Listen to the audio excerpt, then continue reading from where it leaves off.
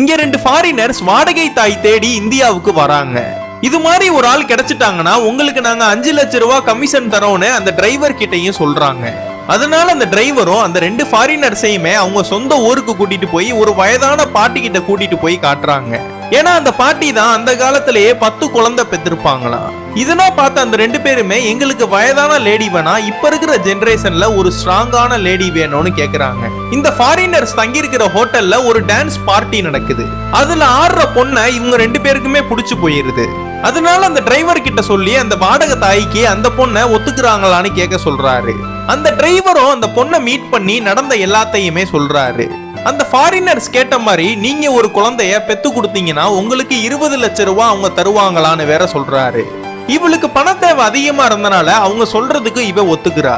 அவங்க ஒரு அக்ரிமெண்ட் தராங்க, அதுல இவ சைன்னா போட்டு அவங்க சொல்றதுக்கு இவ ஒத்துக்கிறா. அந்த வாடகை தாய்க்கு என்னென்ன பண்ணணுமோ அது எல்லாத்தையுமே இந்த பொண்ணு ஹாஸ்பிட்டல் கூட்டிட்டு போய் பண்ணி முடிச்சிடுறாங்க. இந்த பொண்ணு அவங்க 2 பேருமே எதிர்பார்த்த மாதிரி கன்சீவ் ஆயிடுறா. இதெல்லாம் கேட்ட அந்த 2 ஃபாரினர்ஸுக்குமே ரொம்ப சந்தோஷமா இருக்கு. அதனால அவளுக்கு கொடுக்க வேண்டிய அந்த அட்வான்ஸ் பணத்தையும் கொடுத்துடுறாங்க. அதுக்கப்புறம் கொஞ்ச நாளைக்கு அப்புறம் இந்த பொண்ணை டாக்டர்கிட்ட செக்கப்புக்கு கூட்டிட்டு போலான்னு போகும்போது இந்த பொண்ணோட வயித்துக்குள்ள இருக்கிற அந்த குழந்தை மூளை வளர்ச்சி இல்லாத குழந்தைன்னு சொல்லிடுறாங்க. இதெல்லாம் கேட்ட அந்த 2 ஃபாரினர்ஸுமே கதறி அழுக ஆரம்பிச்சிடுறாங்க.